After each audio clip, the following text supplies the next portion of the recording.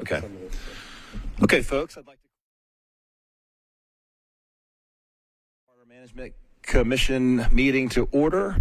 I think we have a relatively short agenda today, but I'd like to actually kick this off with a special announcement. I think one of our commissioners has had a significant work anniversary for his company, and I'd like to make a motion to commend Jay Fulmer and Fulmer Lucas Engineering on their 10-year anniversary. Do I have a second? I will second that motion. Any discussion? Congratulations. All in favor, say aye. Aye. Any opposed? Let's make sure that gets in the minutes. Thank you, Logan. Well done, Jay. That's a huge accomplishment. All right. For the second order of business is generally to publicly approve or review and approve our decision letters and meeting minutes from our last meeting. I'll give the commissioners a couple minutes to review those, and I will entertain a motion when anyone is ready.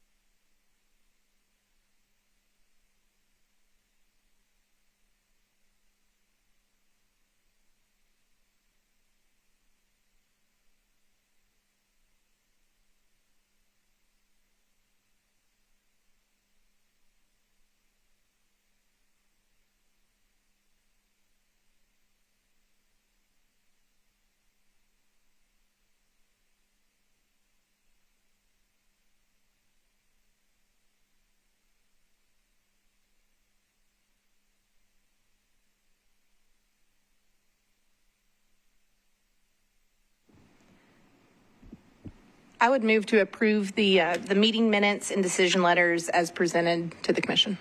Great. Commissioner Simpson has put forward a motion to approve the meeting minutes and decision letters. Do we have a second? Second. It's been seconded by Mr. Lewis. All in favor?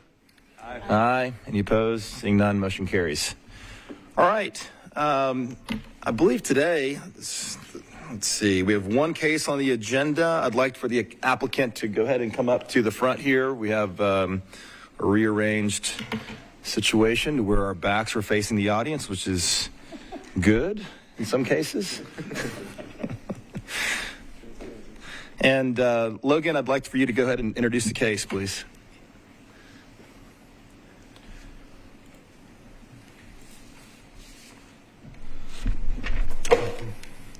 Opening statement to the applicant. If you are not satisfied with the decision made by the Stormwater Management Commission, you may appeal the decision by filing for a writ of certiorari with the Davidson County Chancery or Circuit Court. Your appeal must be filed within 60 days of the date of the Commission's decision. You are advised to seek the independent advice of legal counsel to ensure that your appeal is filed in a timely manner and that all procedural requirements have been satisfied. Case number 1 on the agenda, case 2024-00013, 1400 Gould Boulevard at 1400 Gould Boulevard. APN is 183-000-15100. Inspector is NPDES. Council District 32, Joy Stiles. Applicant's request, disturbance of the Zone 2 stream buffer, stream encapsulation of approximately 104 feet, continuous mowing and maintenance of portions of the buffer, allowance for existing buildings to remain within the buffer, uncompensated fill in the floodplain, 161 cubic yards proposed. Appellant is Low Enterprises LLC, represented by Owen Penn, W&A Engineering. Comment, Stormwater staff. Staff does not support the encapsulation of a stream to provide parking. Codes, no comment provided. Planning, no comment provided. Greenways is not requesting a greenway and or greenway easement and does not want to influence the Stormwater Management Commission's deliberations. Okay, great. I think the applicant has been here before, but I'll go ahead and give a quick rundown of how this will happen. You'll have 10 minutes to present your case. After that, we'll open it up for public comment. And if there's anyone here, they'll have 2 minutes to present whether they're in favor or in opposition of the case. And then we will read any letters that we've received or emails or any other notifications. Then we will close the public hearing, and that will open up the dialogue amongst the commissioners for discussion. We may have some back and forth dialogue for you as well. So I will let you introduce yourselves, and I'll start the clock after each one of you makes an introduction. Sounds great. Thank you. Good afternoon, Commission members. My name is Owen Penn with WNA Engineering. I'm here with Andrew Sanders with Griggs & Maloney. He's our environmental specialist, and Clayton Washburn with WNA Engineering. We're here representing Austin Construction and Lolo Enterprises. So just a quick background of the site. We were here about a year ago. Over this past year, we've been working with TDEC, the Army Corps, kind of to gain all our permits. Over this past year, we were able to get both those permits. We've attained about 42 stream credits to achieve some of the permit requirements. A little background on this site. This site was originally developed about 1990, the existing building around 97. There has not been much work done on this site over the last 30 or so years. The current site, how it lays, there's what has been considered a stream, or how we have it labeled Stream 2, is coming out of the building. We believe this to be how the building was built back in 97. There's no true confirmation on that, as there's a lot of debris within that stream. However, it's intermediate determined. It's not holding water really all that much. Even the encapsulation within that stream is somewhat damaged right now, and it's still flowing pretty quickly out. The site is surrounded by Stream 1 on the back side, which backs up to the existing building. As you can see, it's within that Stream 2 buffer. And then also on that back side, there is a kind of a gravel, kind of almost like a construction zone, loading zone behind. That we plan on trying to mitigating that, bringing it back out of that Stream 1, removing all that gravel to clean up that site. Moving forward, sorry, looking behind.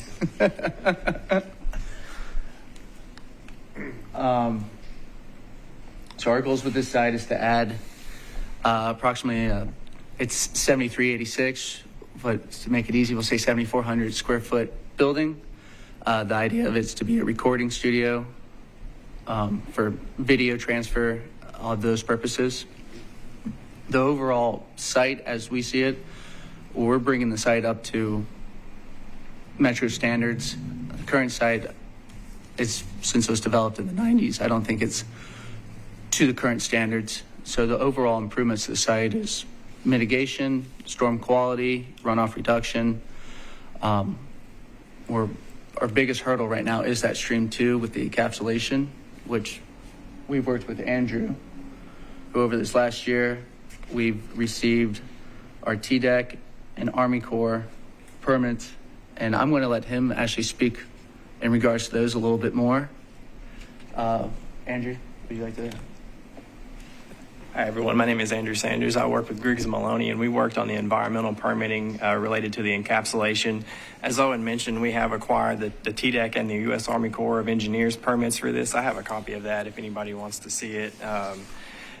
So we recently acquired authorization to perform those encapsulation activities. The project has also acquired compensatory stream mitigation to offset any impacts to those streams.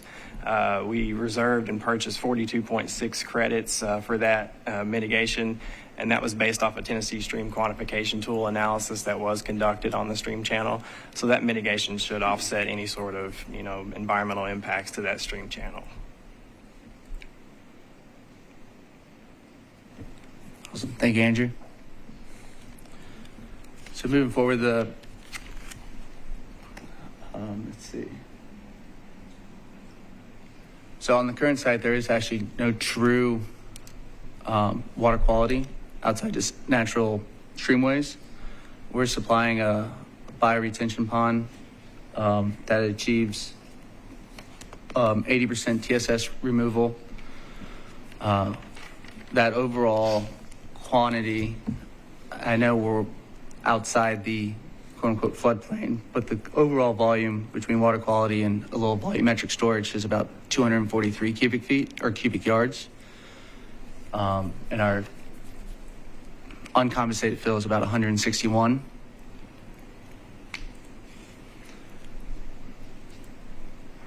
So with that, most of the water that would normally be flowing within that floodplain into that intermediate stream will now be carried kind of into our pond instead and actually be treated.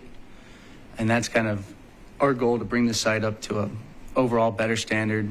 We're also at the very end of this waterway as it goes into Lavergne County, or Lavergne. We are, I think, the second last property in Davidson County right here.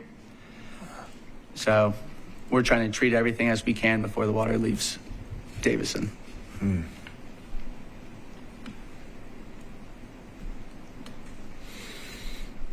I think it's about all. If you guys have some questions, I'd be happy to answer any. Okay, does that close your presentation or anything else? That closes it. Okay, great. I'll close the presentation and open it up to public comment. Is there anybody in the audience that is here to speak in favor of or against? Okay, seeing none. Logan, have we received any letters, emails? Yes, there are 4 letters of support that are printed out for each of you. We also had some comments in opposition when they came previously. I think those were addressed at that meeting, and they also have stated that they did not receive any comments in the ARAP or the core comment period from those. I'm happy to read those comments if anybody wants them. They weren't necessarily related to water quality, more like general flooding and the comments from the last the last the in opposition comments. Yeah. Okay. They weren't necessarily related to this site development. They were more related to this basin development. So it was like Mill Creek Watershed Association, but okay. I think it wasn't. They weren't really commenting on this case, in my opinion. Okay. But I can still read them if you feel like it's necessary. If they're not related to this case, then I think that's okay, unless you feel like there's a reason to incorporate them into this discussion. I feel like they've been addressed before in a previous meeting, honestly. Great. Okay.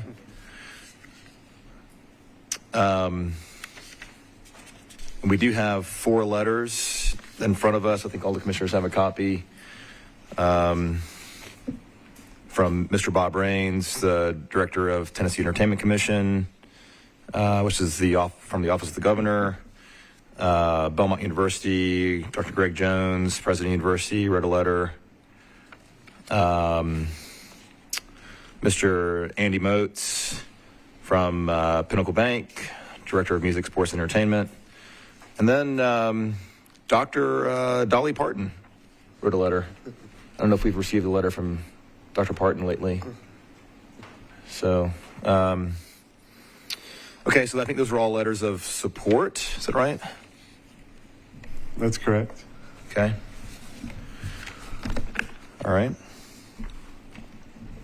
Okay, well, that I'll close public comment and open it up to the commission for comment. I want to maybe kick it off by making sure we understand. I understand that staff was not in favor of encapsulating the stream, but the stream that we're talking about encapsulating is the section that appears to be, is that spring fed? That's what we believe to be, yes. Okay. And is there detail on your encapsulation that we can review? Are you basically putting a spring box in to allow it to naturally? Yes, a spring box into a three-sided 3x2 box culvert. Okay. So it's almost as if when the building was built, it helped to activate that stream, and this has been the discharge location ever since. And for the time that it was constructed to today, that stream is receiving the runoff from the parking lot, and it's flowing into the stream one, as you noted. Yes. Right. So I think this is maybe a little bit for the commissioners a unique stream encapsulation situation where it is at the start of the stream and it is not a segment in the middle of a stretch of a stream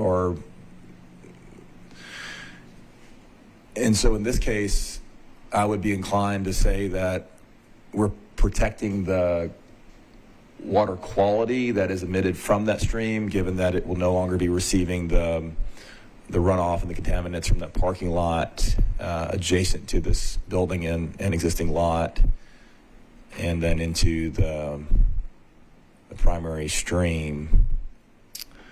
So I wanted to put that out there to the commissioners that because this is at the start, this is at the spring, this is at the head of the stream, I think that's maybe a little bit different than some of the other encapsulation cases that we've reviewed.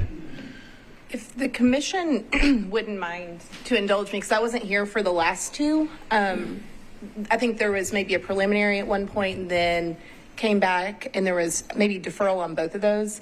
I want to just make sure I understand the procedural history as I look at the hardship on this property as well. So when I went back to review, my understanding was, as you said, this property was developed in the 90s. The current owner purchased in 2022 to develop a soundstage.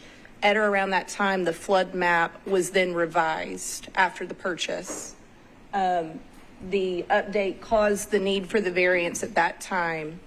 And then when you came in for your initial variance request, there was a question as to whether what we're calling stream 2 was actually a stream. At that point, you had hydraulic determination and study that was done that did determine it was an intermittent stream based off of what you thought the Army Corps of Engineer would make that determination. And then since that time, our last variance request, I did see you have the ARAP, which it looked like took quite some time to get, which makes sense why it's been a while since you've been back here. Is that a fair kind of background procedural history of this particular matter? Yes, ma'am. Okay. And the TDEC permits that you have, that TDEC was in favor of encapsulating the stream, you have that letter? Yes. I have Okay. I have a copy of both the permits if anybody wants to see. Would you mind those. bringing those forward? Yes. And were those also part of the packet as well, the initial variance request packet? I think the core permit was received after the packet came Okay. in. The ARAP was probably in there.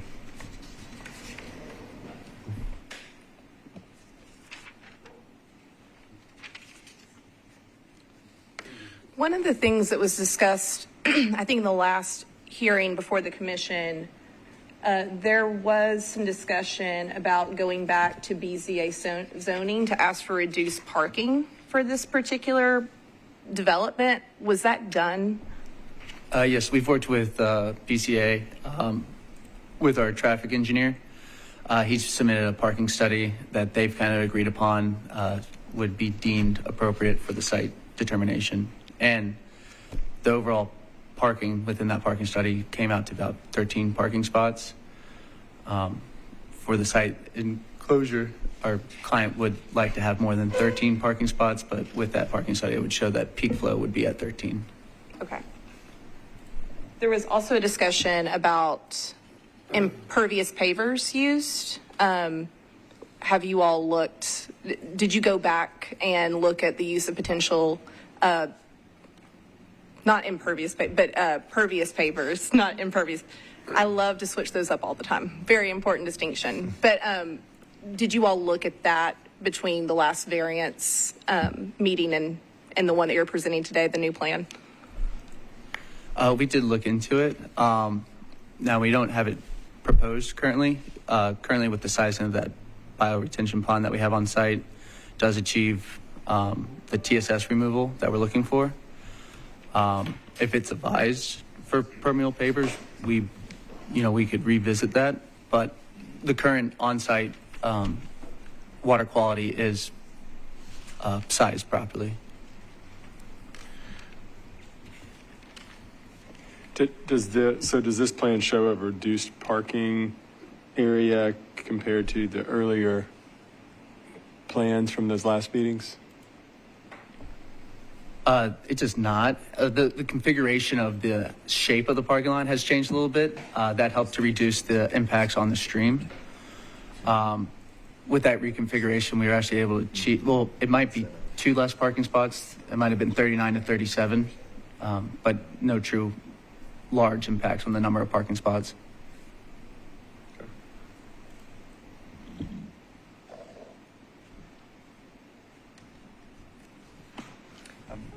When I'm looking at this and breaking it down, if the state of Tennessee has no problem with encapsulating spring-fed stream, they purchase credits, they've offset that, they've gone through the proper channels there. What gets me is, we had asked previously, have y'all looked at the adjacent properties? Have you looked at the flooding on their properties? You're asking for uncompensated fill. You said you're providing more storage volume in the biopond than you're filling in the floodplain, but is that minimum storage required for expanded parking? Or is that above and beyond that mitigates the uncompensated fill? Because I'm not sure, there's no indication of what the finished floor is on the opposite side of the floodplain. And I don't know if it might only be a smidge, but if we're allowing you to push more water onto a neighboring property, I'd feel a lot better if I knew that it wasn't going to flood them. And so I would hate for them to come back and, file a lawsuit against you or against Metro if we allowed that. And the notes, the pre-application notes that you had talked about potential of an LID waiver, potential of underground storage. It seems like you could satisfy the cut-fill balance if you went that route, or if you did go with the pervious paver route, or an alternative method to the biopond that is eating up a lot of the area that could compensate the fill. Can you speak to why you did or did not look at any of that? Yes. So with the underground detention, some of the hardships with that, within that floodplain was the majority of that fill was kind of on the west side of the stream, with all the water flowing towards the southeast.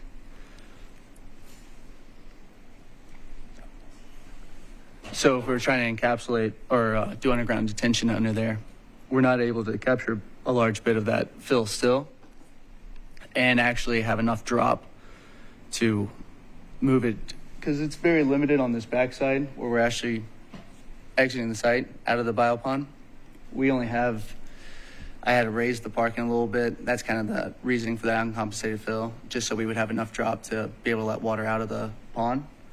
If we were doing underground detention, I don't think there would be enough true drop to let the water flow out. That was kind of the purpose of not using underground detention in this scenario. But, could you put it on the street side and capture some of the roof water and detain the roof? It's a pretty small area that you're expanding parking. On the north side, you're saying? Or on the west side? Sort of the west side of the encapsulation. So are you asking if we could supply underground detention there? Yeah, or just anything that would free up that bio area to then be able to compensate for the fill. I think I don't have major issue with the encapsulation since you have all the state permits. It's that I don't know if you've ever looked into what the finished floor is of the neighbor's building. And now we're asking to remove floodplain storage. And so that's what gives me a lack of comfort. Pause. Understand. So with that downstream pipe, it is a 10 by 5 elliptical CMP. I did run some hydrograph modeling on it. I didn't do any hecto models for this, but I did a kind of conservative valuation of a 100-year storm with this volumetric area of about 558 CFS. That pipe still would have, it would only be about 93% full. The top of that wall on that side is about at 590. I do believe that might be shown on the existing site that we have it called out, at least that top elevation on that downstream neighboring site. Is there an aerial that shows where the neighbors' buildings are? Yeah, so right there at 1415. So that is our client's property. That's the reason why he bought the property right next to it for his the access to their home base.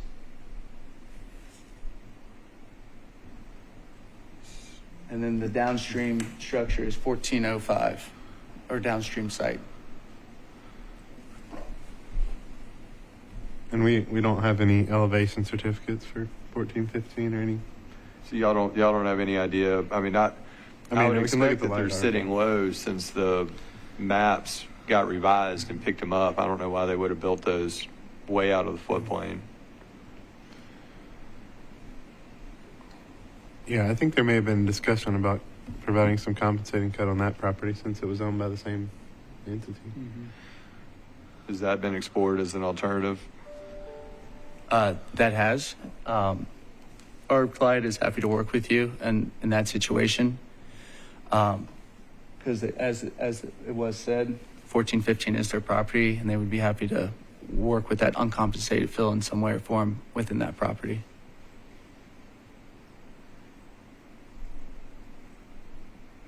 Have you all studied that to know that that is feasible and viable and would provide the uncompensated fill on that? Because I don't think we can sit here and say, yes, you can work with that property without knowing that that's a viable option, because if it's not, then it isn't a viable option. It isn't an option. Correct. So looking at it and discussing with the client on that north side and on the south side, those are both areas outside the stream buffers. So we wouldn't be interfering with any stream buffers out there, that they could work with that cut to help mitigate that uncompensated fill on that side. And I'm always one step behind some of my other commissioners, but I just want to, the uncompensated fill is now only associated with the parking lot itself, correct? I know originally, I think that you all had the building in a different area. There was going to be some uncompensated fill associated with that, but that's been moved. So we are just talking about the parking lot area when we're discussing. That is correct, okay. yes. Let's go back to that. So there was 160 cubic yards of uncompensated fill to handle. That included the expanded parking area. Yes. And you're providing 230 cubic yards of storage. Within the biopond. And also this doesn't count for the 23 cubic yards within the actual encapsulation of the stream. But how much of that 230 cubic yards of storage is required to offset the increased roof and pavement is for, like, if you ignore the floodplain, would you have that same biopond with the same storage? Or are So you it's- adding 230 on top of what would be required regardless? We're not doing a full add to compensate, so the required volume required is 4527 cubic feet. That's just water quality. Our pond is supplying 4,200 cubic feet, and then with additional volumetrics, there's about an additional 2,000 cubic feet of total storage.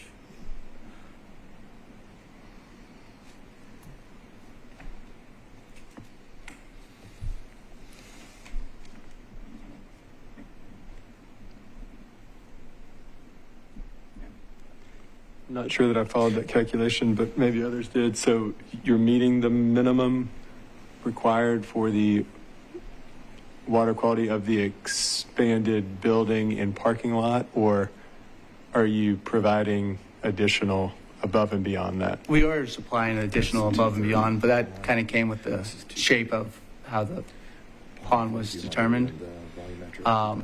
It's not like So what is the additional amount that you've provided? water quality or Storage. I think we're talking storage. storage right now. About additional 3,000 cubic feet.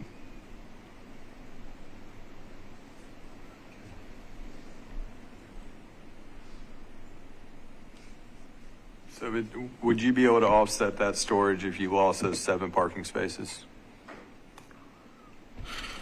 On the adjacent to the biopond and just slid the whole thing over? Because right now you've got, I think, 37, and your parking study said you needed 13. Let me build to that real quick. I want to go back to the removal of gravel. So they have a gravel area that you're removing. Is that area equivalent to or greater than the parking? Overall gravel. Mm-hmm. Overall, yes, because it's from the back, behind the building, and within the front. Also, we're classifying that as gravel, but it's really gravel on top of concrete. Oh. Okay. But when you go out there, there's a fine line of when it kind of fades in and fades out. But so we kind of have it classified as gravel.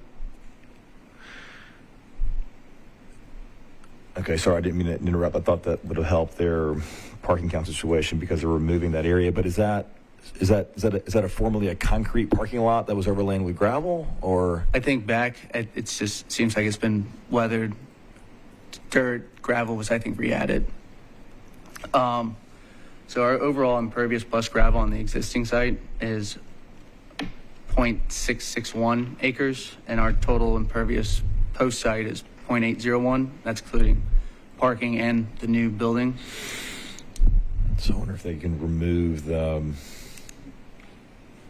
that concrete / gravel parking lot, if that is part of their calc.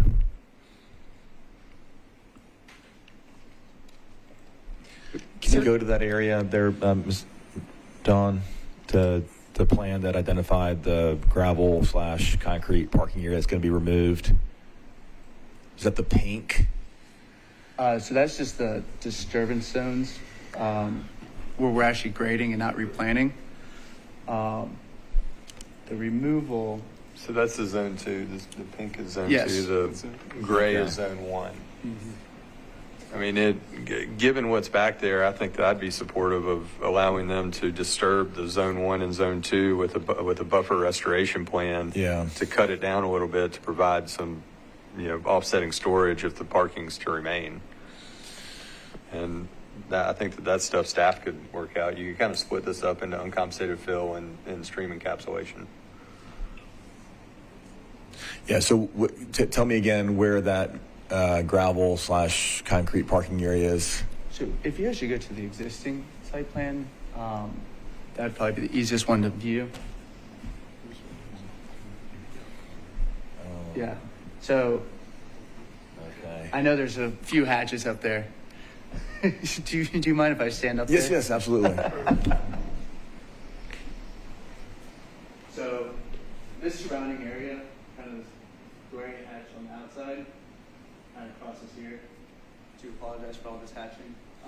This was determined as all asphalt, but if you go out here, this is gravel with basically a sublayer of concrete underneath it, and this wraps kind of the extent of our parking lot and then behind the building as well. So our essential added parking lot kind of fills in about this area. Somewhat. If that helps at all. Yeah. Do you have an approximate area of that section of gravel Just in the on- buffer that could be restored? Oh, within the buffer zone or the? Additional. Yeah. So that dash line through the middle of the gravel is the zone 1, zone 2 demising line.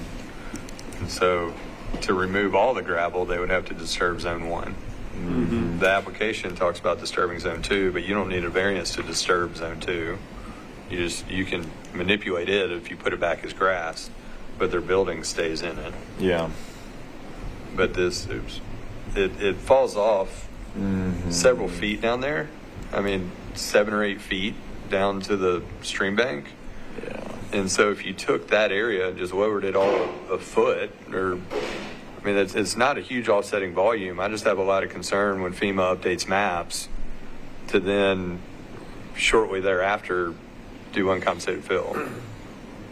And so there's a request to disturb the zone 2. I think that we could also approve the zone 1 disturbance as needed to lower that area, as long as staff approves a buffer restoration plan, approve a stream encapsulation, and disapprove uncompensated fill, and then staff can work it out from there, whether it's I mean, the off-site other- or in that area. I mean, the other option, I think, Yeah. with that BZA ruling is, can you do shared parking with the property across the street to get, you know, the additional number? They've got 25 extra parking spaces right now based Right, on I know. BZA. Well, that's what I'm, you know, to get, if you're saying you need that number operationally, can you work something out with his property adjacent to the street to have a way to access the 2 or to provide those? Because you don't need all these parking spaces from the BZA that would give you the opportunity to address some of the uncompensated bill.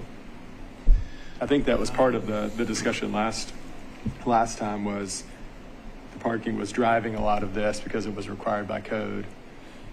It was, and at this point, I believe the client, although our parking study does, prove that 13 would be the typical peak flow, on the off chance there's a big event, he does want to have that potential to supply parking and not have to transport people from left to, across the stream at this point. In the off chance there's a big storm event, we don't want to flood his other building.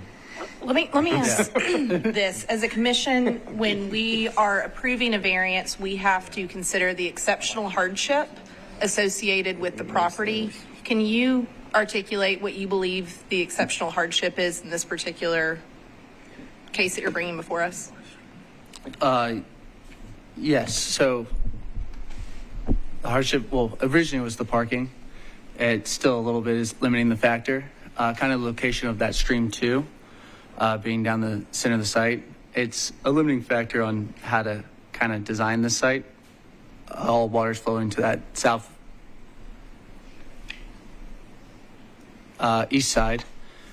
So with that configuration, a lot of the hardship is if we didn't encapsulate the stream, we couldn't actually move water to that southeast side.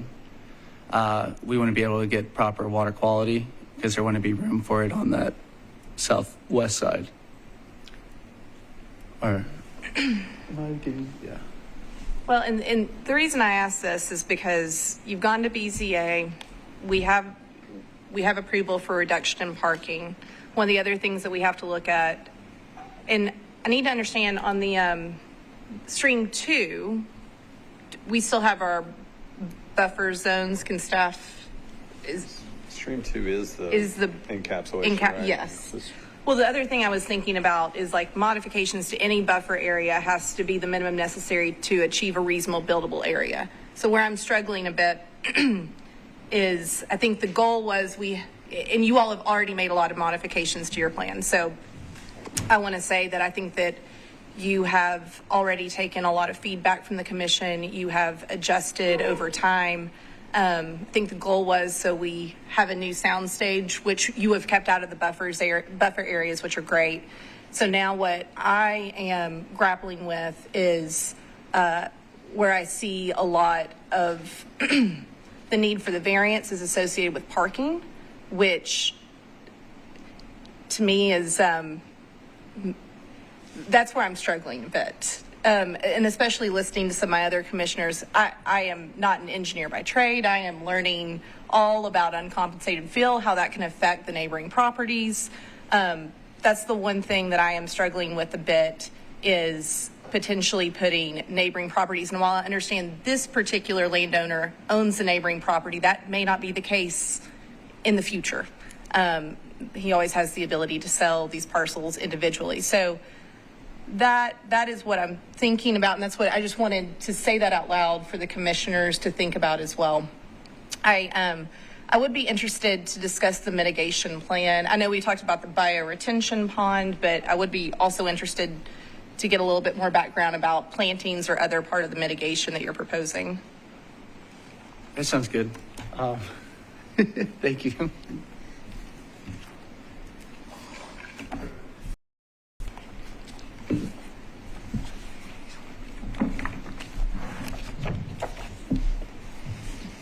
As you talk about the mitigation plan too, I'm curious for the need to mow and maintain the Zone 1 buffer in the location that it is and not leave that in a more natural state with kind of supplemental plantings in it. If you could kind of speak to just that kind of note that's on these plans as well. The mowing and maintenance comment? Yes. Thank you. So with that, most of our planning mitigation, we're trying to, with our parking redesign that we kind of pulled back, last year's plan showed that we had more impacts on that Stream 2 buffer.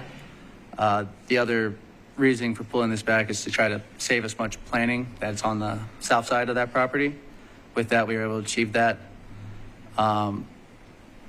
Behind the existing building, that's where that gravel kind of loading looking zone is. And we're trying to remove all gravel outside that Zone 2 buffer. With that, you can When we see say gravel, we're talking about the potential concrete underneath as well, Yeah. right? Like just it's like it's a complete. mix. You just have, when you walk out Yeah. to that side, it's a weird combination. But yes, behind the existing building, removing all that gravel outside or within that Zone 2, and even the gravel that is within the Zone 1 buffer. On that backside, you can see kind of our variation of trees.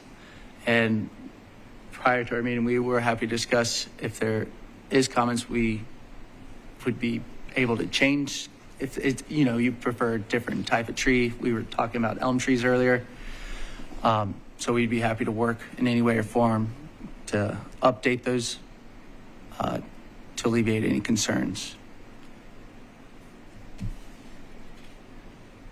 And then can you speak to the mitigation credits that you've purchased? Talk about,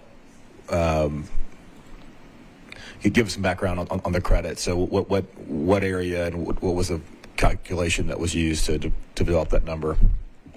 For the compensatory stream mitigation, we use the Tennessee Stream Quantification Tool, which is just a functional metric that determines the functional foot loss of stream, based on the proposed impacts. And with that, we determined that 42.6 functional foot loss, so we offset that loss by purchasing 42.6 compensatory stream mitigation credits. Okay. And then are there any other components to the mitigation? So credits, the stream bank restoration, and then the pond for the uncompensated fill in the floodplain. Yes, sir. Okay. I've got a question for legal, if I can. The mitigation plan shows plantings in Zone 1 where you've got gravel over concrete.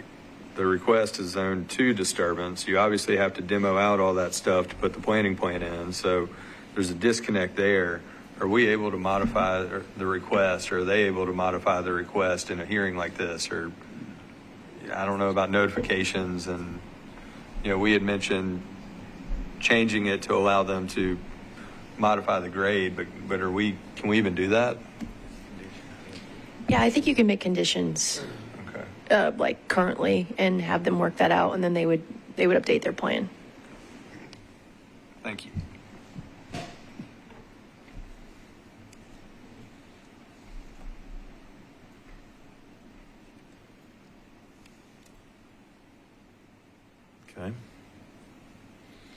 We're slowly working towards a motion. I have one other question. There was an alternative plan, I believe at some point, that had 11 parking spaces. And with that plan, was there the need to encapsulate the stream? So that plan showed that we would not encapsulate the stream. Okay. Because we would be outside that stream 2 buffer, along stream 2. It showed 11, but it would be not a viable 11 parking spots. And then kind of how the building has readjusted, moving it back, I don't think that 11 parking spots would be possible now. Fair enough.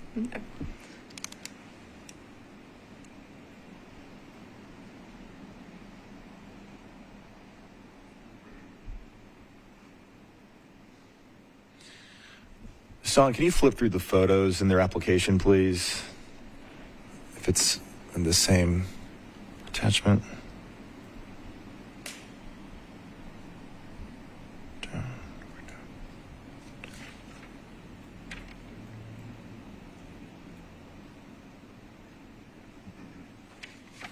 Is this Halloween?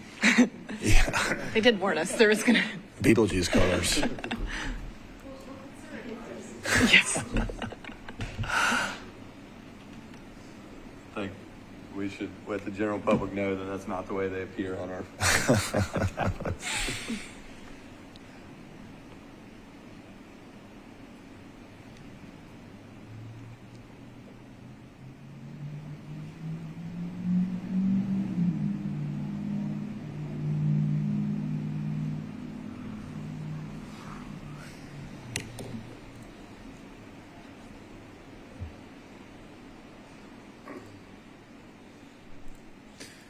That's the backside that we were talking about with the gravel concrete mix. Okay.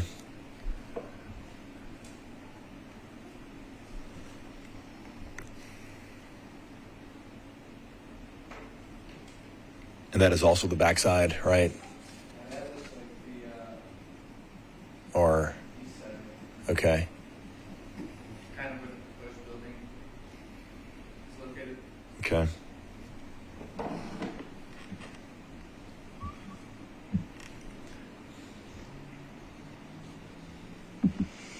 I think page 13 had the rear of the building adjacent to the stream. Is that right? It says the rear. It's hard to see on this. But, and on this crest right here, this is kind of the extended road with gravel cut. Mm-hmm.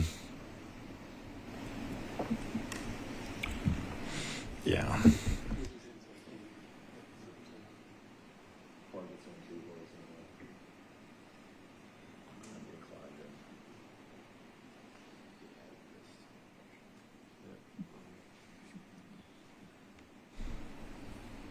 Does anybody want any further discussion?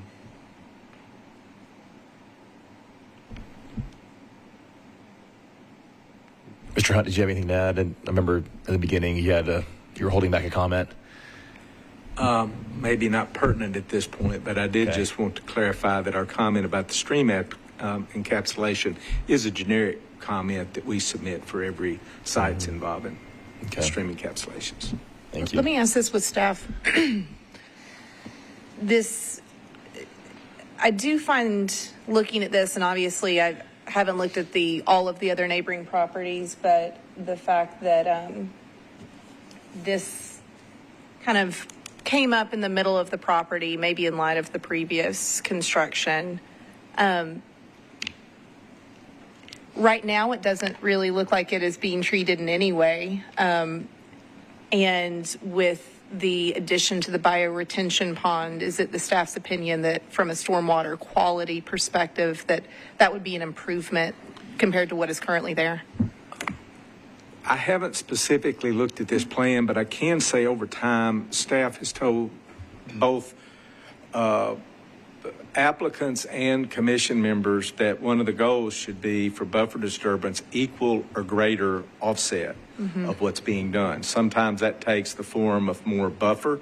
Sometimes that takes the form of more water quality treatment for a site. So I think the overall goal with our regulations is to always be trending toward improvement of our stormwater resiliency.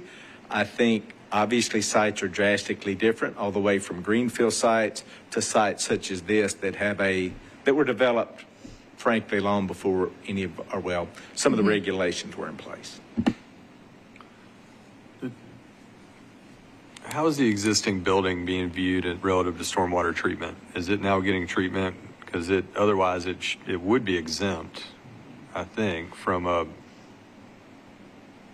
if you weren't asking for a variance. The building has no treatment. It won't be routed to the pond? Nothing that's not already routed within that stream encapsulation. I mean, the existing rooftop. Right.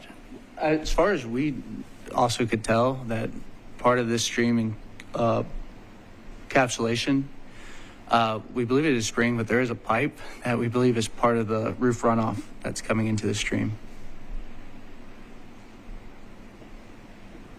But that's not being treated with the new stormwater measures, i.e. the new LID is treating the new building and parking lot.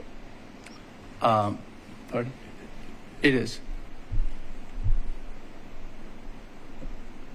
I mean, to Mr. Hunt's point, it would be a great form of mitigation to also provide treatment for that roof that would otherwise be exempt, is what we're trying to say. Yeah, I think So that goes back to the above and beyond. What additional treatment or storage or both is being done So above the I do requirement? apologize. I think I got a little lost in my own words. So with my calculations, I do have that building included within that bio retention pond. Okay. There might need to be some rerouting of the actual pipes of that. Right. I think a portion of that rooftop there's a pipe, like I mentioned, that I believe is part of this building that's running off into the stream. But with my calculations for the pond, it is included as impervious surface going to that pond. Okay. And the pond's been sized to account for Yes. for that. Okay. Sorry about that. No, it's all right.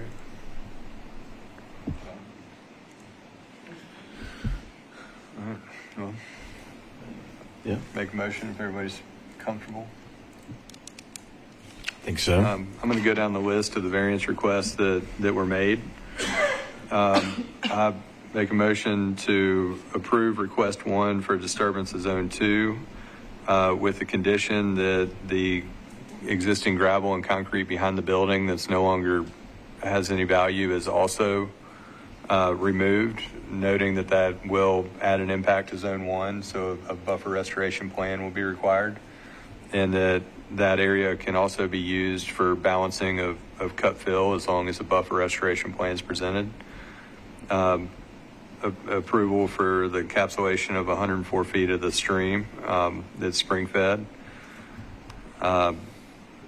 Denial of the continuing mowing and maintenance of the buffers. Approval for the allowance of the existing building to remain within the buffer zone, and denial of the uncompensated fill. Okay. We have a motion. Do we have a second? I second that motion. Okay, seconded. Any other discussion? On your denial on the uncompensated fill, would your thought be that it could be just so I can understand what? It's a small amount, so they talked about opportunities to work on the adjacent property. There's opportunity in the back where they were not in the zone 1 buffer I mean, the slope goes up 5 feet to the building. So if you could take some of that volume out of there, you've got 26 extra parking spaces or so from your variance approval. I'm not sure what code requires. If it's 1 per 1,000, then code only requires 15 spaces. It just seems like there's some areas to not need the uncompensated fill variance. And so you can work with staff to achieve that. somehow. We've granted you approval to work in that Zone 1 buffer behind the building to help achieve that. As long as the buffer restoration plan is approved, considering disturbance is already going to be required for the removal of the concrete and the gravel. Thank you. That was helpful. Yep. So I think it relieves them of needing to come back for anything, and they just need to get creative. But this is another example of the application says that there is no alternative site plan. Y'all been through 4 different plans. We just brought up alternatives. I really encourage staff to not allow plans to come to us or applications to come to us without these alternative site plans. We keep saying that meeting after meeting, and we don't want to defer anything and put that burden back on y'all for additional meetings, but we really need to encourage these alternative site plans. Yeah, I think it all goes in the vein of trying to leave the site in a better condition than what it is currently, and I think this works towards that, not only for the site, for the surrounding area. The one thing that we might need to add to the motion is buffer signage. I don't know if you had it especially shown on your mitigation plan. I did. What was it? Yeah. Okay. I assume it would move slightly behind the building. You're not going to put it on the Zone 1, Zone 2 line. You'll just move it where the buffer restoration plan. Yeah. Okay, so no issue there. It's clear enough for me. Okay. It wasn't requested. Yeah, to remove it. That's right. Okay. Any other discussion related to compensation? I think losing Dolly Parton to another state could never be compensated either, so we want to make sure that we note that. And I will say, prior to a vote, we just went through some of our training. I am a graduate of the Mike Curb College of Entertainment Music Business, who's in support of this. It is not affecting my vote in this in any way, but just thought I would let everyone know. And I'm also an East Tennessean, so Dolly's close to my heart, but that is not going to affect my vote in any way. So Dolly, if you're watching, this one's for you. All right. But it's not for her. I'm kidding. I'm speaking in jest. All right. Great discussion, everybody. I think we've got a good plan moving forward. There's a little bit of give and take, and I think it'll ultimately leave the site in a better condition than it is now, and also impacting the watershed in not only with the adjacent properties, but through the compensatory mitigation credits that you've purchased, the 41 credits that will impact a watershed to its benefit. So, all right, with that, I'll call a vote. All in favor, say aye. Aye. Aye. Any opposed? Seeing none. Any abstained? Seeing none. Motion carries. Great presentation. Thank you. Thank you. All right. Next item of business. I think that was the only case, unless any have added last minute. Logan, is that correct? This is the last case? Yes, that's correct. Last case. Okay. Anybody need a break? We just need to review the updated application, right? We have a, It's going to be somewhat of a discussion, so. yeah, we have a little bit It's of up a, anybody need a break? No? Pretty good? I'm good. Okay. Okay. All right, we'll move right into the next item of business. All right. Logan? So the first thing I think we need to do is we had a small discussion before the meeting about moving July's meeting from July 3rd to July 10th. Could we get a motion or something to formally recognize that? If everybody's okay with that, obviously. Okay, works for me. I'll entertain a motion. Motion to approve. Second. Yeah. Mr. Lewis, you okay with that? Yeah. Okay, we have a motion probably seconded. A little discussion. All in favor? Aye. Aye. Seeing none opposed, motion carries. Mm-hmm. Oh, I'll check on the meeting room, and then we'll still plan to meet at 8:15. I think we're going to switch back in August to Thursday meetings at 8:30. Is what I remembered. Does that sound correct? Yep. Okay. And that'll bump it up a week to August 1st, right? Because otherwise the meeting would be Wednesday, Yep. August Yep. 7th. particular stressful reason for Thursday instead of Wednesday?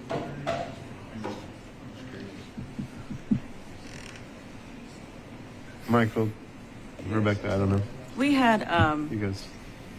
a number of standing meetings that have been impacted by the switch to Wednesday.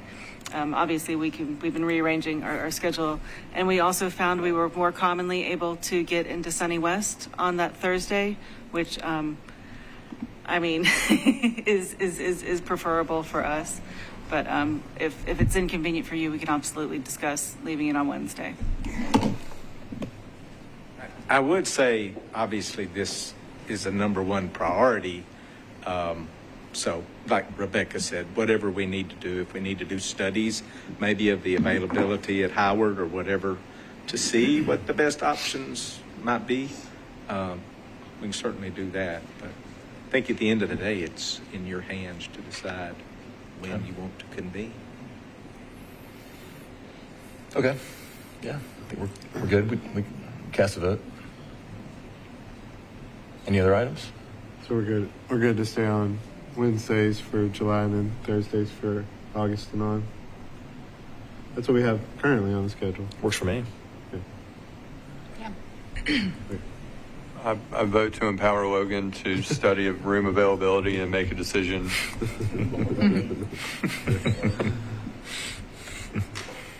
So, August would be the first. August. Yeah, August 1st would be the August meeting. Yeah.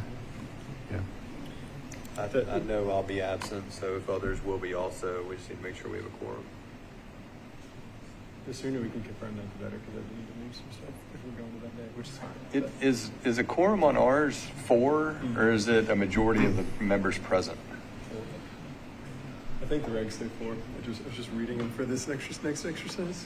Because we only have 6 members right now, so 3 would be a push, but if we have 5 people present, do you need 4? Or?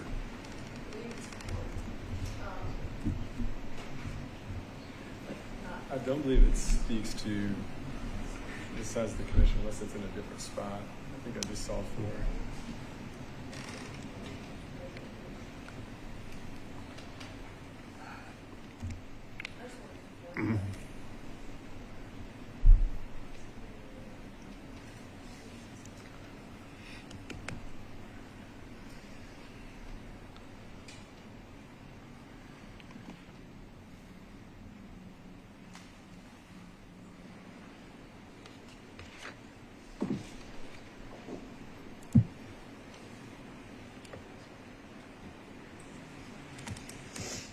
It's in the code.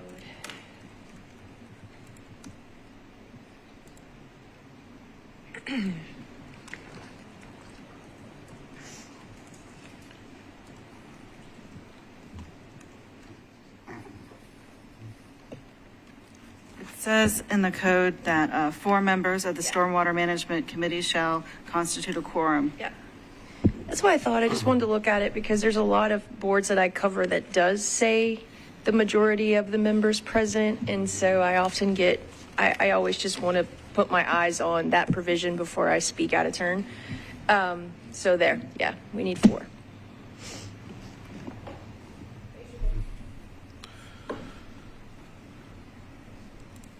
All right. I think what I wanted to do was try to walk through the regulations. I know I had sent this out in a Word document. If you had specific comments, this is my markup that Rebecca's going to kind of walk through. And if anybody sees anything, or if we want to have discussion on any parts of this, we can do that. Okay. So most of the places are switching from committee to commission. I think some of the places like F111, there is references a director of codes administration. I don't know that we have the ability to appeal a decision from the codes administration. I feel like that's a carryover from an old regulation.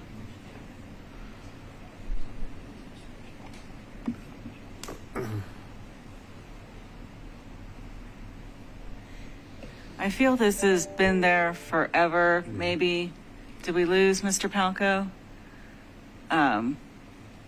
I'm not sure exactly why it was originally set up that way.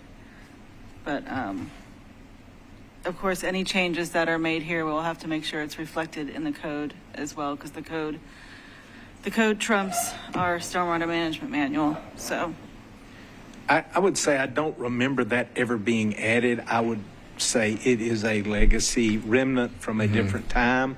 I know at one time we had an outpost at codes to review certain permit items. So perhaps staff can get with legal and the director's office on that to iron that out and see if that's candidate for removal. Yeah. Okay.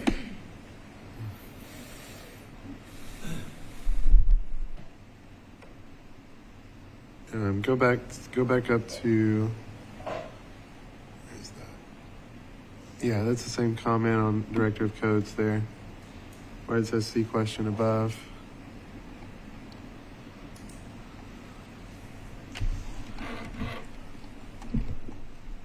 I've got to rewrite this procedure because we don't do it that way anymore. Applicants send out their information, but that's something that we could type up and rewrite.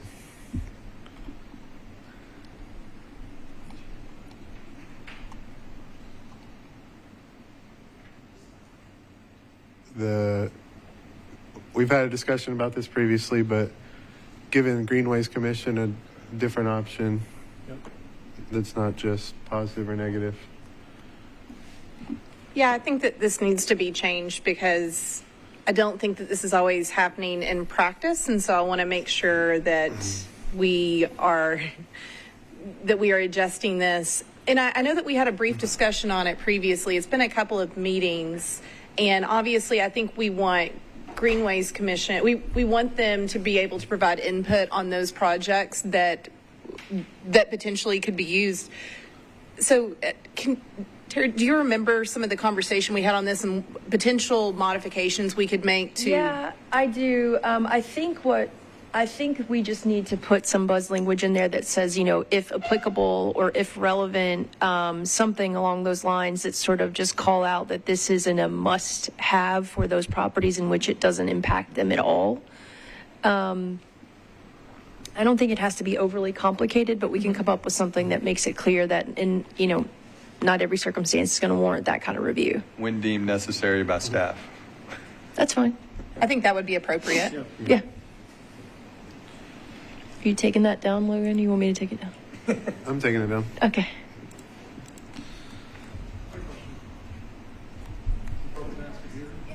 Sure. Yep.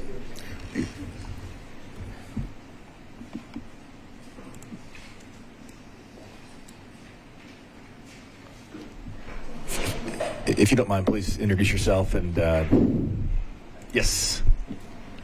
Good morning. I'm David DeOsberg. I work with Greenways. Thank you, David. So I just wanted to make sure I understand and get clarification as to what amendment is being considered relative to Greenways. It's not really an amendment. The way our regs are currently written is that no matter what variance is presented, you guys have to give you're actually supposed to give a written recommendation, positive or negative, through the Greenways Commission. And right now, what we're saying is there's times when that's just not relevant because greenways aren't impacted or not relevant for the variance that's being required. And so it shouldn't come to you guys, and we shouldn't ask for you guys to give a positive or negative if it's not, applicable. Oh, sorry, go ahead, Terry. There's times that no comment is appropriate, and this says you're not allowed to say no comment. And when I joined the commission as the attorney who was trying, reading and following, that was one of the first things I noticed. So when I went to go and look at any sort of variance request prior to the meeting, because I read this, I would always look and see what Greenways Commission was, because it said that we had to have a positive or negative, and it just hasn't really been happening in practice, in part though because many of these would not affect Greenways. And so I was concerned we were putting a heavier burden on Greenways Commission than what was actually necessary. Okay. Yeah, I guess if we could maybe bifurcate that into two issues. I think the issue of whether or not it impacts Greenways or Greenways may have an interest in an easement relative to a certain parcel or parcels in an appeal. I think we would prefer to have the ability to review those, and we do review quite a few matters every month that come by way of this commission as well as the Planning Commission. But I do think we like to have the opportunity to look at those because sometimes it's not real evident that greenways might have an interest in a particular parcel. I think this still parcels. allows you to review every case. It just also allows you to say no comment. Okay. Yeah, and I actually have a draft of some language I could offer if you would like. Give me just a moment. I left it on the table. I'll be right back. Yeah. So we can Okay. Yeah, I'll be happy to send it to Logan. that's perfect. And it sort of simplifies it and maybe takes out some things that may change Okay. in terms of over time. But I'll be happy to send that to Logan. We appreciate it. Thank you so much. I do have one more piece for greenways because as part of the exemptions to buffer disturbances in the regs currently, it notes trails. It doesn't necessarily note greenways, and trails are identified as non-paved surfaces. Do we need to look at amending that for these purposes since we're in this phase, or? Are you talking about amending Table 6.3? Table 6, yeah. It was amended at the recommendation of legal because we aren't allowed to treat metro entities differently. And so we have a separate resolution that deals with greenways. Okay. And then we have the generic trails entry in the Table 6.3 or 6.2. I see. Okay, so the paved trails by metro greenways are exempt. Okay. As long as the greenway is a simple at-grade greenway, not a lot of grading or retaining walls or anything along that they're still exempt from getting a grading permit and from our buffer regulations. Because we've had them come to our, last meeting, we had the trail connecting to Opry Mills come to the commission. That's not a simple at-grade That's not greenway. simple. There are Okay. Yeah. Bridges. Oh, coming off the bridge. Yeah. Okay. Okay. Fair. So we'll make sure we have that covered. Okay. Okay.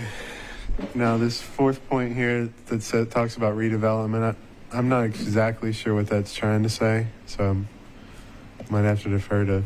I don't think we have commonly or ever used it. I believe Brittany noticed it at one of our last meetings, and to me, I think it's trying to say that these buffer criteria do not apply if you're working in a really dense area and you don't necessarily have the opportunity to add more buffer in other spaces, as is recommended by item number 2.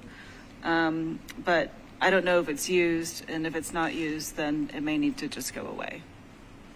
Yeah, I've grappled with that and how I utilize this as a part of my analysis at times, which is why I've asked if staff would consider this a redevelopment pursuant, like in some of our discussions. And I don't know why specifically it calls out redevelopment and not significant redevelopment. So as mentioned in the earlier ones, some of these have been there for a while, and we have not reviewed this. So I think as staff, we are fine with it going away if it's not providing any assistance to the commission in reviewing projects or any clarity, or we can change it to something that does. When I was originally reviewing this, and in my interpretation, and obviously this is a speculation because I was not here when this was drafted, but we have cases where the redevelopment itself, even if they aren't changing the footprint, requires them to have a variance because the flood maps and other things have changed over time.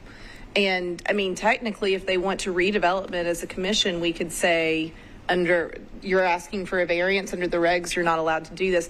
So in my mind, that was why I thought that this was here. Because I think those are tough cases for me at times when we have someone who wants to redevelop and, the original development was legal, met all regulations at the time. Now we have had new maps come into place, new buffer zones, and they want to do work. Technically, they are no longer to do that. They would be violating our current regulations, which is why they're coming to us for a variance. And in those times, we are asking them to, adjust things that would have a better stormwater quality, because we don't want to leave things worse off, leave things as is, and it's still a bad situation when we can actually improve. So that's what I thought this could be used for. But again, that was my interpretation of maybe why this was included. So I don't think I was here when it was written either, and I've been here for. But I guess the question is, instead of removing it, how does the commission feel about this concept? Because we've had multiple cases that have come before us where they want to redevelop a portion of it. That redevelopment under our new regulations would not be permitted without a variance. Should there be any sort of adjustment in our review of those? It gets hairier when you look at definitions of redevelopment, and Yeah. significant redevelopment, because significant redevelopment could be inside a building that exists. Like if on that last case, if they were putting more than 50% of the value back in that existing building, Yeah. it's Okay. significant redevelopment, so it gets a little hairy. Yeah. I'd love a recommendation after y'all look at it a little bit more. And Yeah, we'll do that.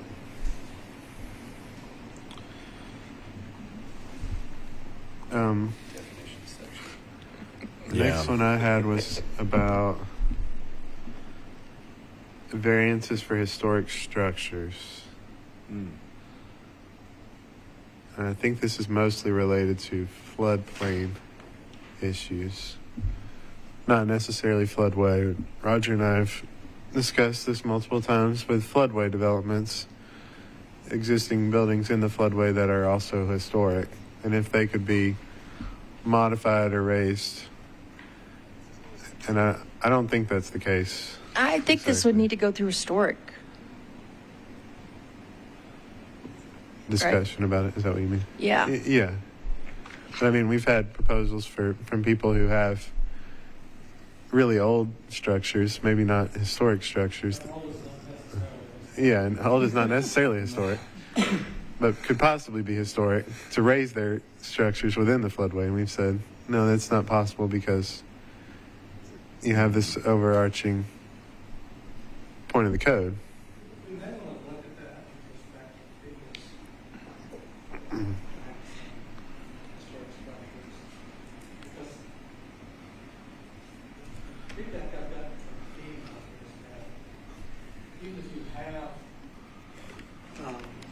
Even a state historic association or department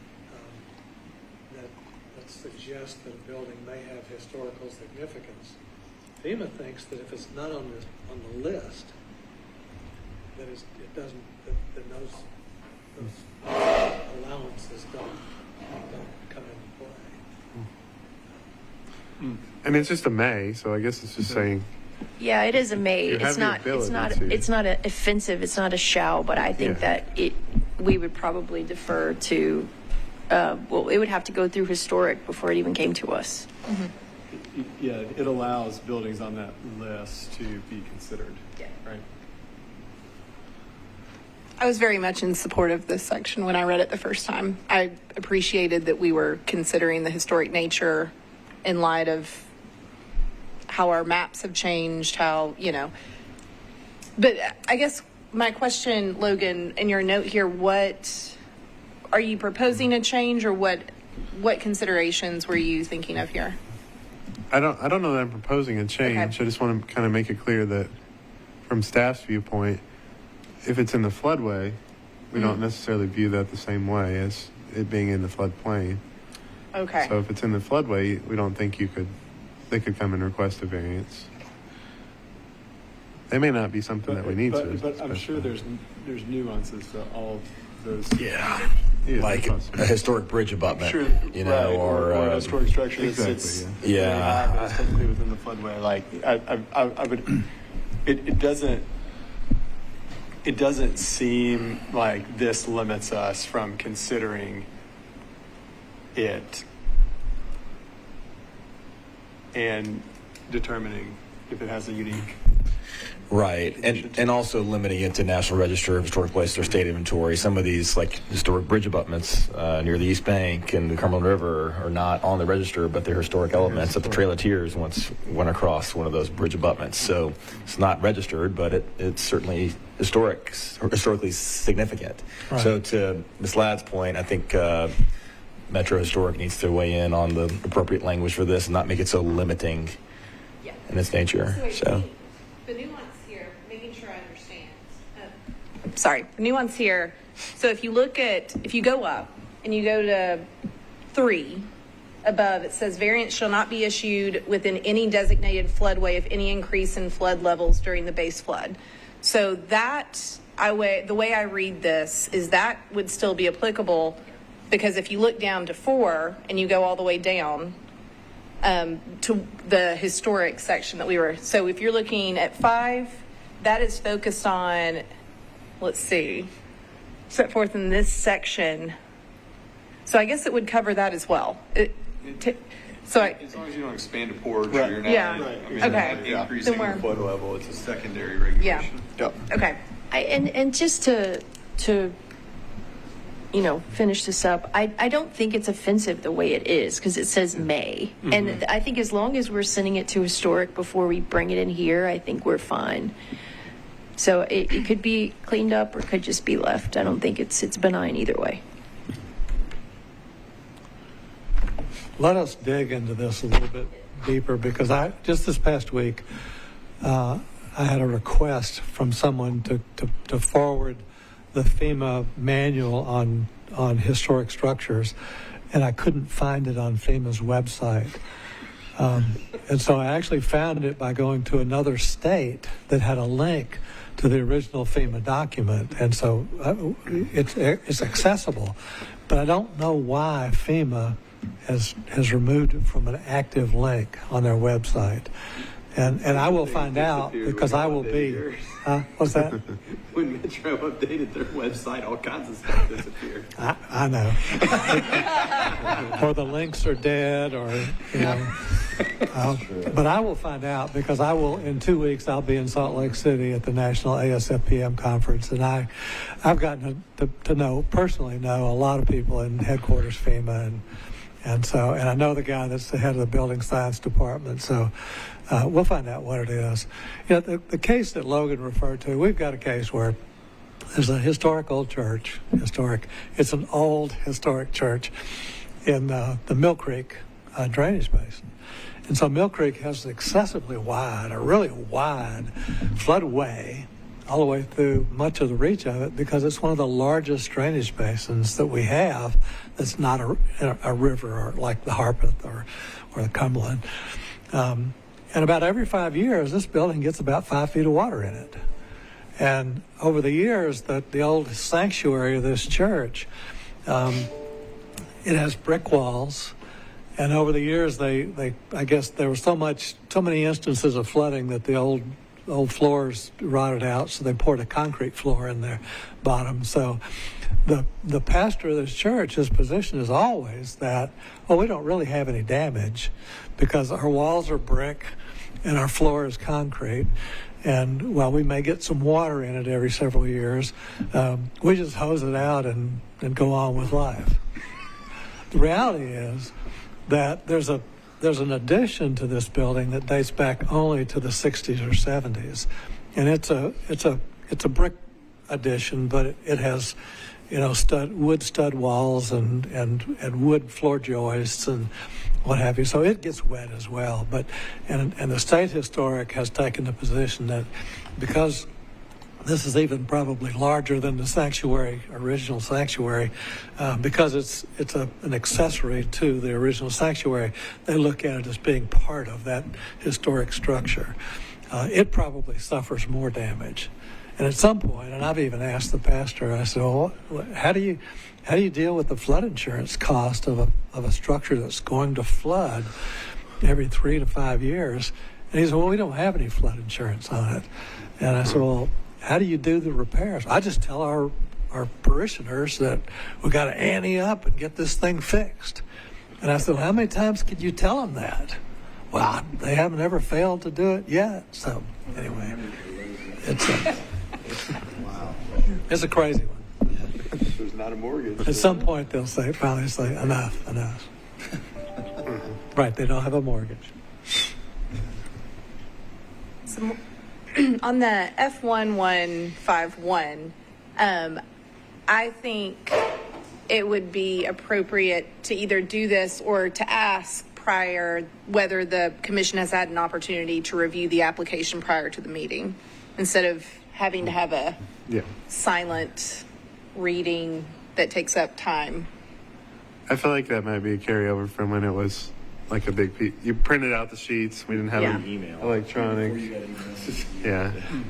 But I mean, it used to be fold out. yeah, but I do think it is appropriate to have the, commissioners confirm on the record that we received the application ahead of time and had an opportunity to review prior to the meetings. And even if it's done at the beginning for all of the variances being brought before us. Maybe commission members will be given an opportunity to review the case prior, I don't know. I think the question is, do we want it's public record being recorded? Like, do we want an acknowledgement that the commission has received and had an opportunity to review? In the event a committee member has not reviewed it prior, they can request time to review it prior to the introduction. Yeah. How does planning and BZA do it? I think they go around, I think they say, has everyone had an opportunity to review the minutes? The minutes. Well, this is, I think this is each application, because we do that with the minutes, but this is supposed to be for each application. They don't ask that, but they but the staff gives a thorough presentation over each case before, and there's a staff recommendation before the commissioners hear from the public and from the applicant. Mm-hmm. True. Okay, good point, Ms. Simpson. I can start asking that. Yeah. Okay. All right, the next one I had was F116, where it talks about deferrals for 30 days. I know we've had a discussion about this at prior meetings, if we want to require some sort of cool down period like BZA if an applicant does get deferred. Because it's typically been, if you get deferred at one meeting, you're going to be heard at the next meeting, if you can get all your stuff worked out. And I think we even give them the opportunity to submit things late at that point, which can back things up for staff as well. Correct. Just because they're supposed to get on the next meeting. So, because the application date was the due date the day before we have the meeting where they're deferred, so it's impossible for them to submit for that.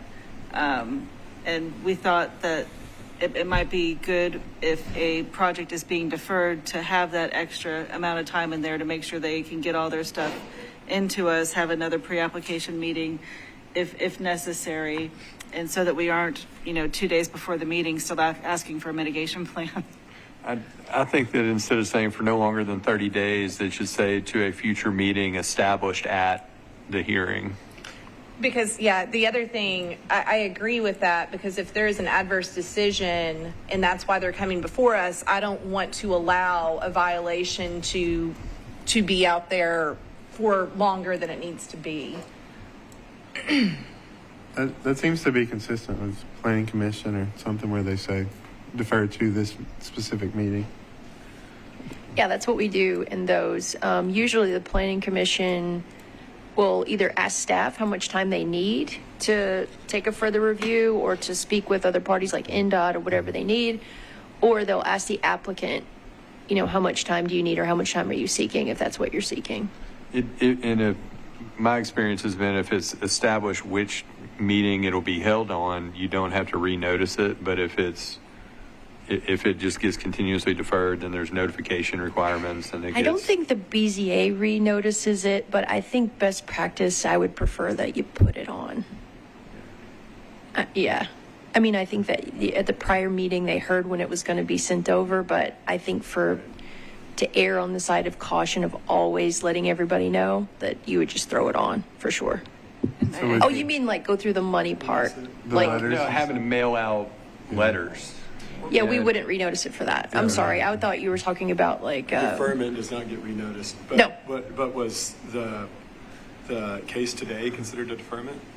No, it was a completely new case. It was, okay. They renoticed it and everything. Because I wouldn't want it to be that it's deferred for a long period of time and then they don't have to renotice it and no one really knows it's coming back.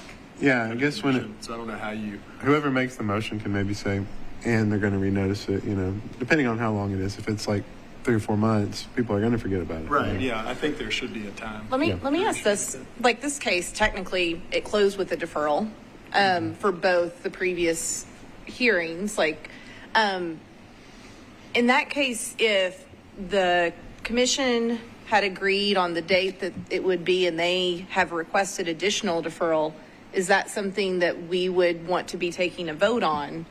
Does that make sense? So it's not... I'm just throwing this out there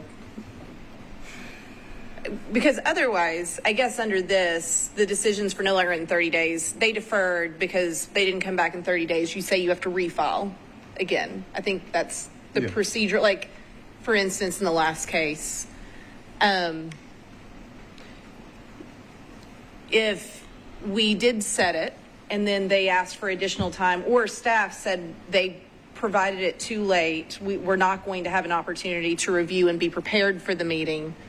Is that something that as a commission, I'm just afraid by the words here, if we end up changing it and say it was supposed to be on that then they've lost the deferral. And do we have an opportunity to vote on it to allow them to have deferral up to a different meeting? This is probably more semantics and more like, in practice, we probably would all work it out, but I know. Would it not be kind of a staff level thing that at that 30-day mark, like we're not ready, we need another 30 days, then your 30-day window restarts? I think or is extended. Is that how it typically works? I think in that scenario, we'd probably bring it before you and say, they can't meet it for this reason. Are you willing to allow further? And just so you know, I have heard staff's feedback and it also associated with application fees. That's why I'm thinking through this a bit.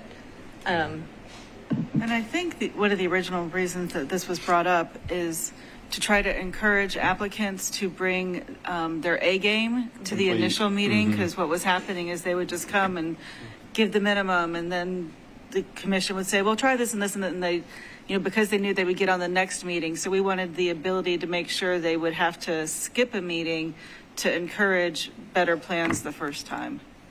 Right. I would offer this particular item is a bit nuanced in that you have different type of cases. Yeah. A development case, when they are deferred, they cannot get a permit until they resolve their issue, either change their plan to not need a variance or come back. There are some times where cases are brought where a site is in non-compliance.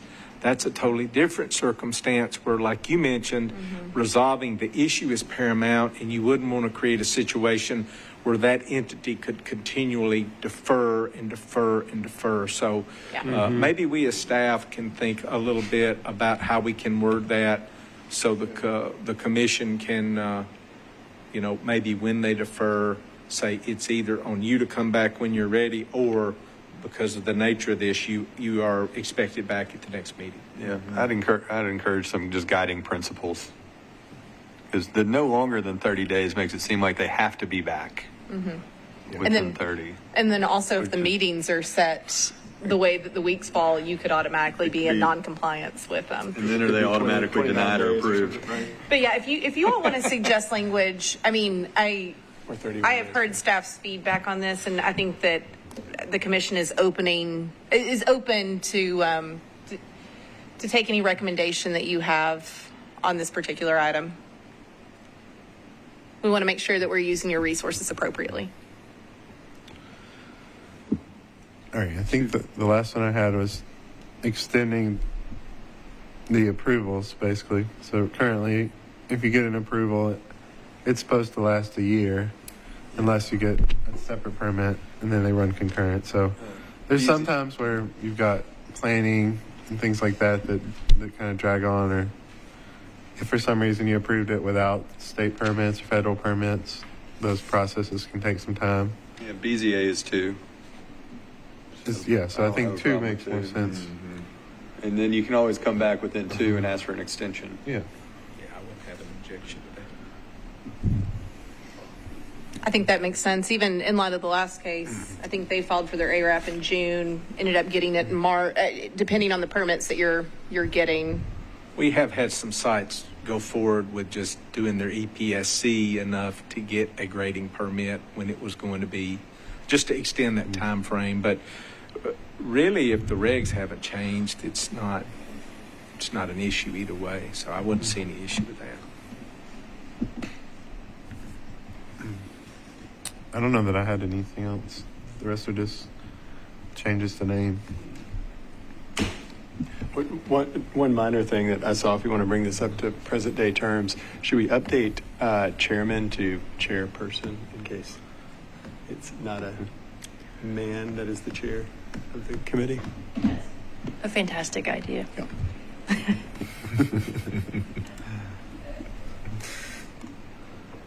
I also had the code. I don't know that there's anything in the code that we want to go through, but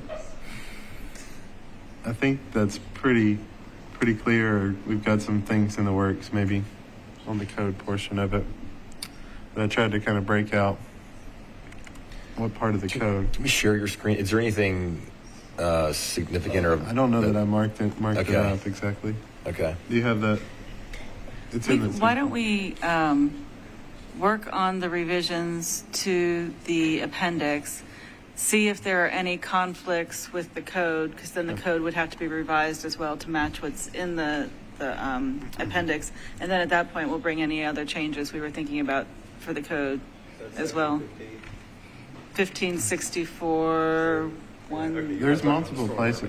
Yeah. No, we're talking about the Stormwater Management Commission Metro Code of Law section. Okay. Yeah, it seems to be all of this without some of these things that need corrected, it seemed. I tried to click the ones that reference the Stormwater Management Commission. Are you all looking at the checklist too, and some of those aspects of things that you would recommend updating along with this process? I know there's some things we've talked about, like I know the alternative site plan that Jay brought up. I know there's been other times where you look at the checklist and everything's checked, but it's not really included or it's not relevant, and it seems that sometimes it just becomes a thing that the applicants check and send in, and it doesn't really necessarily relate to some of the things that are or are not in the application, and is an update necessary to bring it into make it more effective for you all and for us as we're reviewing things. What would you propose on that? I mean, Propose to update? do you think it's a review issue or do you think it's a checklist issue? I think it's probably a checklist issue, and then if there's certain things that aren't included, sometimes they get checked as in they are included and then they're not in there, or some people put NA, or sometimes it would be helpful if it is NA, like there needs to be a little bit of a background or sentence as to why that's not included, because it's not pertinent or whatever it would be. So I don't know. I've just noticed it a couple of times, and think it would maybe help all of us if we take another look at it and see if there's updates that would be a part of this. Okay. Yeah, I can make those notes for sure.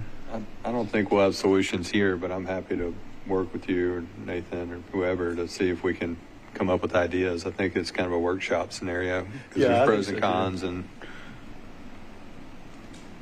yeah, I didn't look at it for today because I didn't know if we were covering that, but I do think it'd be helpful just to kind of talk through some of the same things. Okay. Yeah, we may set something up or we can just do it individually. if there's an easy button, people tend to hit it. Yeah. Okay. Okay. Anything else? If the chairperson would indulge me. Yes.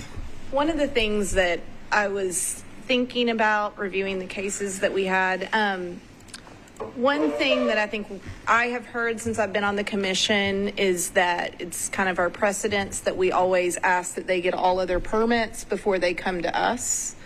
And thinking through that, I have struggled with that a bit, especially like, for instance, an ARAP, when somebody may be paying for credits associated. So they could go out, submit a plan that could take a year, have to pay for those credits associated with that mitigation, and they could come back before us and we could shoot down that plan.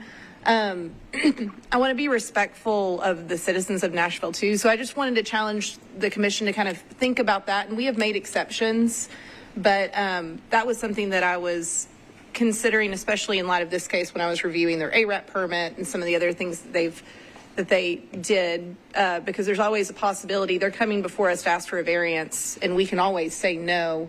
And so it's one of those things where I think the people that are coming before us understand that that is the risk when asking for a variance, but I just want us to consider that as well on some of the permits that may be required. And I should add that we have intentionally set our regulations up to be stricter than those of TDEC. So TDEC is permitted to allow, or they're supposed to allow ARAPs for certain things. They're allowed to do general ARAPs for certain things. Our regulations do not allow those things, and that is intentional and specific because we want to be more protective of water quality.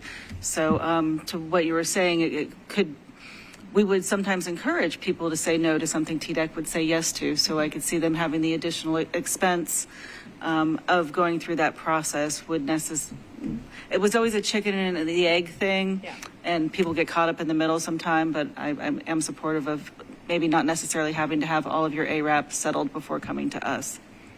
We have had cases before that have come before the commission where staff has had to follow up with TDEC to make sure what eventually got approved locally reconciled with what happened at a state level. The issue is that I don't think that you could issue a blanket statement of how you would prevent that. The thing that always I settle on is no one can move forward with their work legally until they have their permits.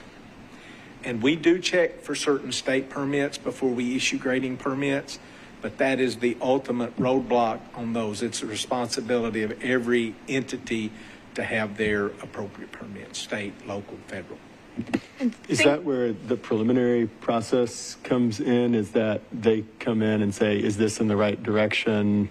Are there things that are concerning that need to be updated? Then they would go get those permits and come back for the final variance? Is that, because I know it's been used more recently? That could be one path, and I would also like to add that us adding the ability for the variance to last for 2 years instead of one does then make it easier for folks to get their state and federal approvals once they have sought approval from this committee.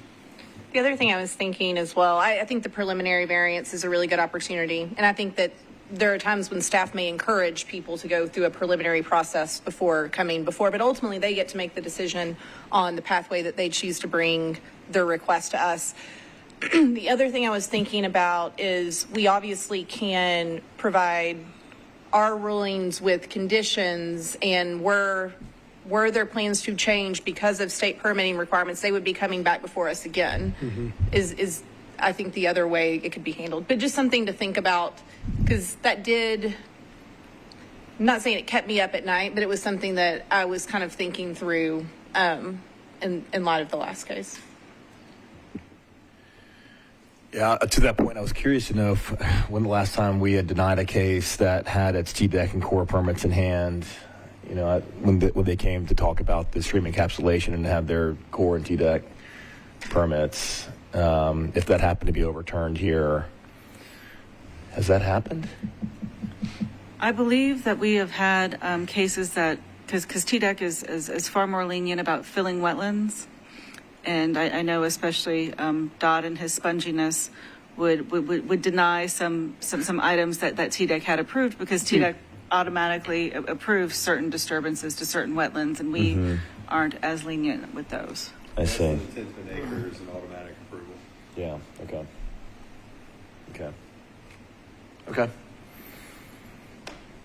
Anything else? I don't necessarily think so. July is a busy agenda, so Yeah, how many cases do we have? we've got Potentially? 7 Okay. right now. Do you think this that'll month. change at all with us changing the date? I don't know. I don't think so, honestly, but Okay.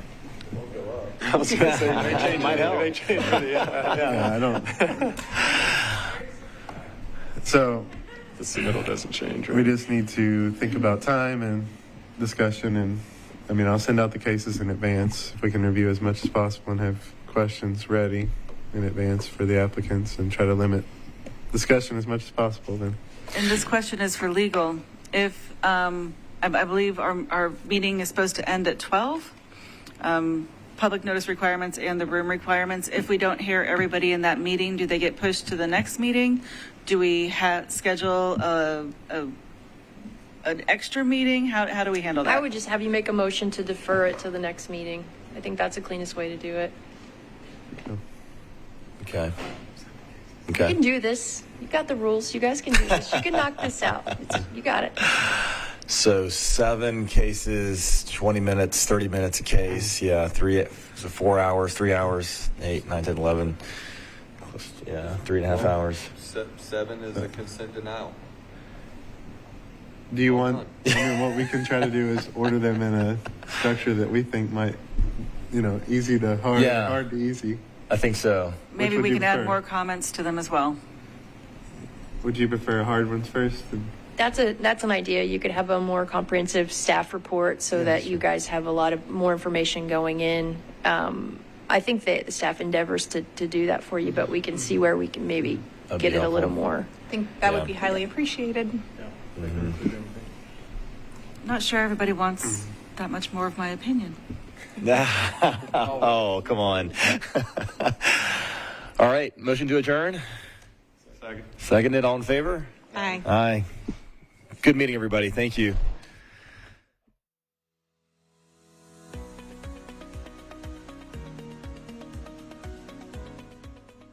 This has been a service of the Metro Nashville Network. If you would like to see this presentation again, or for more information on this and other programs, visit nashville.gov.